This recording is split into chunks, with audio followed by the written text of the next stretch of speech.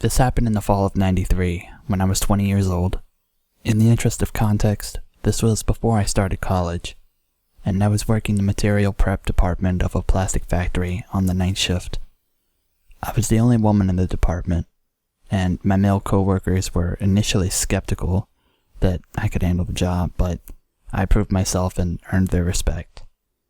It was hard work, but on the plus side, it also put me in the best shape of my life. It was also about the same time that I dumped my abusive boyfriend. He was verbally, emotionally, and physically abusive, as well as an alcoholic. This fact, more than anything, is probably why I got myself into this situation in the first place.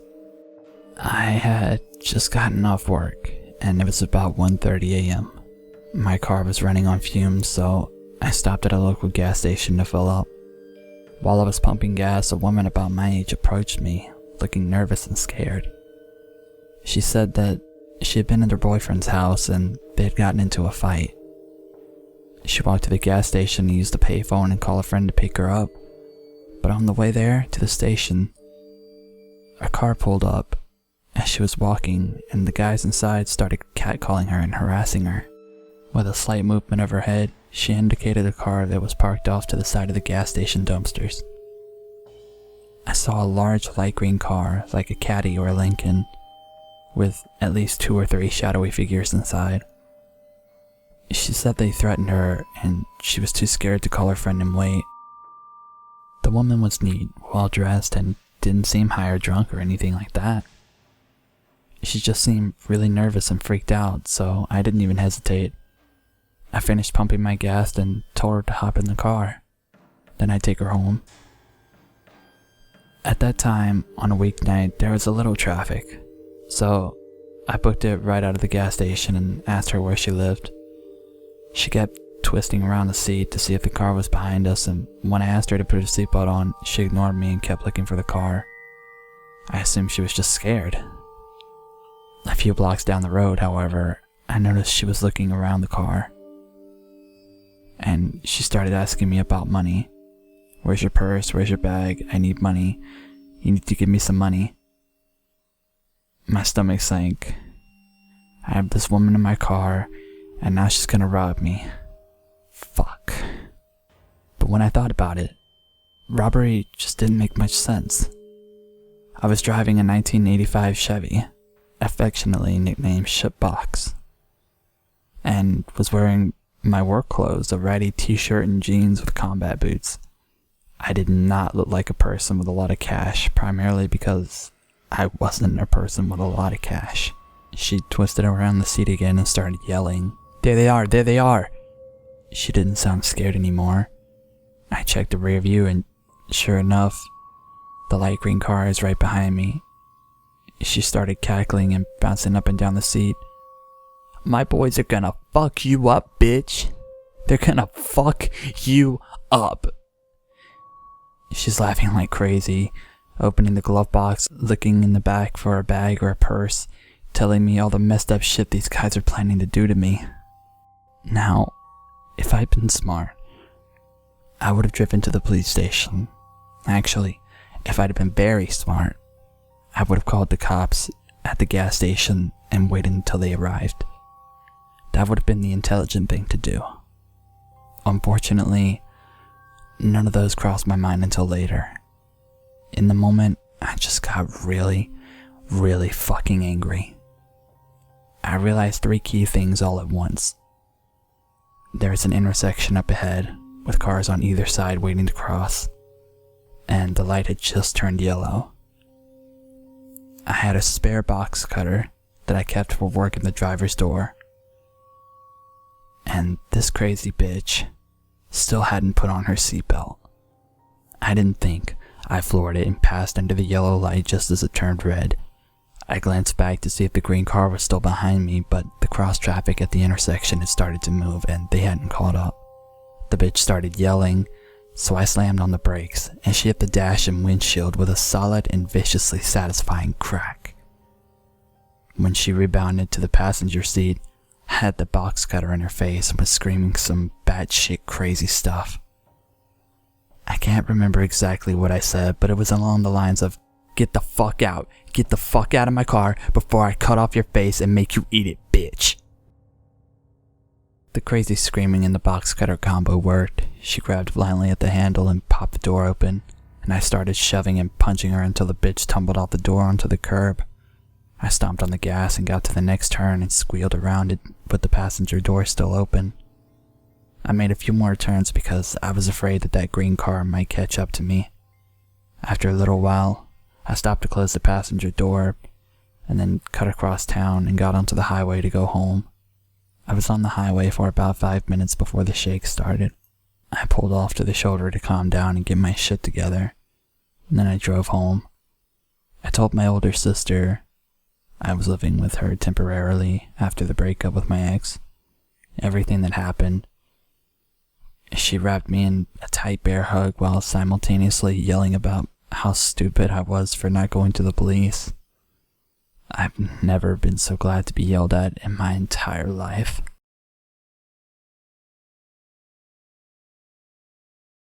About a year ago, in my final semester in college, I worked at a department store in the mall.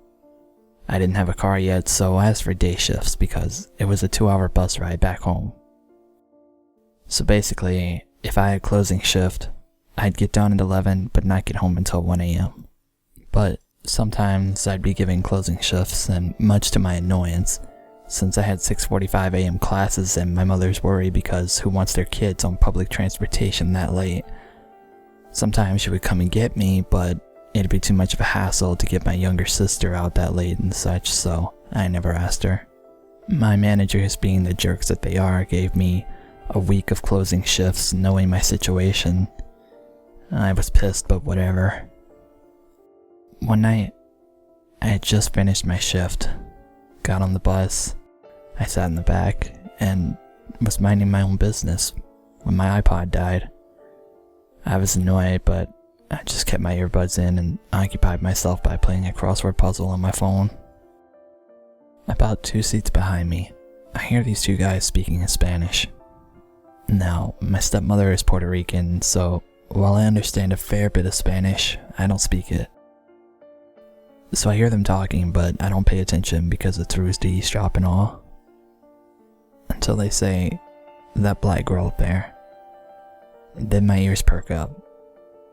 I keep my earbuds in so they think that I can't hear them, and I continue listening. What they're saying is horrific. To paraphrase it, they knew my stop, second to last one before I get off the bus and back to the terminal. And while my stop is at the front of the neighborhood, it's got no street lights, and at this time of night, it's empty. To put it simply, they were planning on snatching that ass up. I was about 20 minutes away from home, so I knew I had to act quickly. Since they could see me, they were 2 seats behind me, but like across from me, if that makes any sense. I pretended to play on my phone. Obviously, I was actually texting my mom. "Mom, can you please meet me at the bus stop?" 5 minutes go by, no answer. We're getting closer to my stop, so I decided to call her. Still no answer. I call the house phone and finally she answers. It's about 12:30 a.m., so she was asleep. I try to talk as cheerily and as calmly as I can. This was our conversation. "Hey Mom, did you get my text?" No, what's up?" "I sent you a picture of those jeans I'm gonna order online when I get home. I really need your opinion on them, so I really need you to look at them, since the sale ends at 1 a.m. She gets the hint that I need her to look at her cell, so I say goodbye and hope for the best. We get to my stop and I see my mom's car. I snatch my shit up and hightail it off the bus. I don't even look behind me to see if they're following me. I jump in the car and tell my mom to just go. I look in the rear view and see the guys staring at the car. The next morning I called my job and told them I quit. No more public transport for me. Thanks to my stepmom for teaching me Spanish. Thanks to my mom for getting the hint. Weird Spanish-speaking guys. Let's not meet again.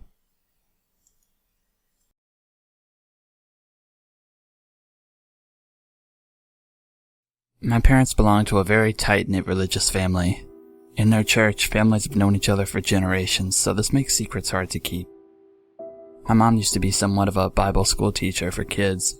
One of her students was a teenager we'll call Jeff. Both of my parents saw Jeff grow up and be a relatively normal teenager.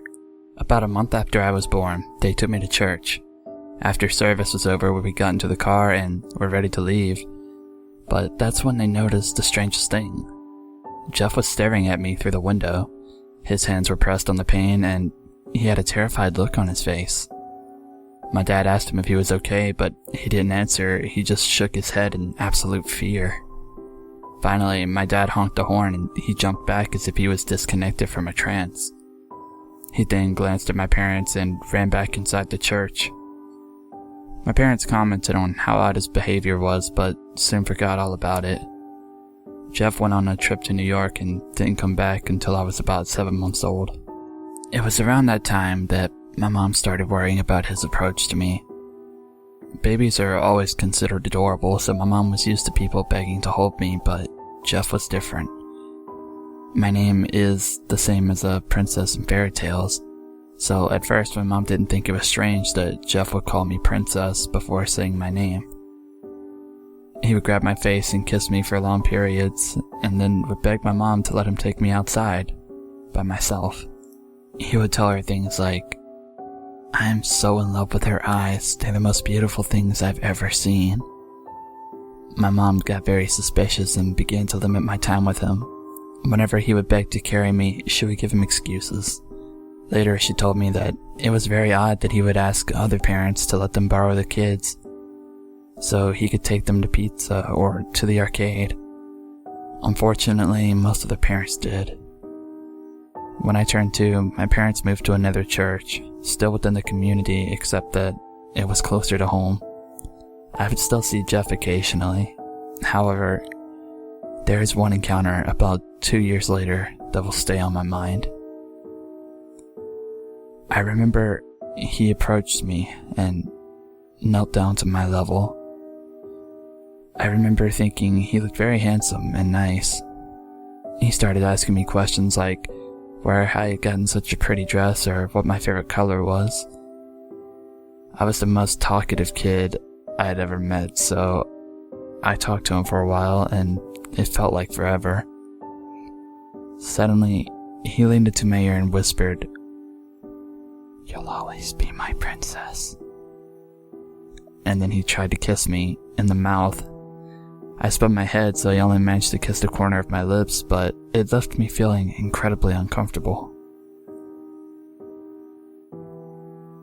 I remember thinking that he wasn't acting like I was a kid, and that really weirded me out. He laughed and patted my head and walked away. I don't remember seeing him much after that. Fast forward 3 or 4 years and I was a flower girl at a friend's wedding. In between the excitement of the pretty dress and the delicious cake, I was barely aware that Jeff asked my uncle if he would let me go with him to play with a bunch of other kids. My uncle of course said no, and to this day I am so grateful that he did. I didn't see Jeff until I was a teenager after that. We were out camping with my parents' church and we were having a blast.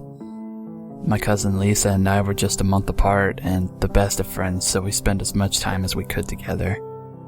I remember we were hanging out with friends outside when Jeff walked by. He didn't notice us, but we saw him. Matthew, a boy about our age, started shaking and crying so uncontrollably that he excused himself. We went to look for one of our counselors and she told me that my mom was calling me. I went back to my cabin and found both my mom and my aunt were there, looking extremely worried. They told us that Jeff had gotten out of prison recently for hurting children. Apparently, the day of the wedding, Jeff had taken about 5 kids to see a play. The play consisted of him hiring a bunch of friends to strip the strip in front of kids ages 10 to 15 while he jacked off. He locked 2 boys in a closet and forced them to kiss each other. The kids were so embarrassed they said nothing, so eventually one of the friends who stripped confessed about it.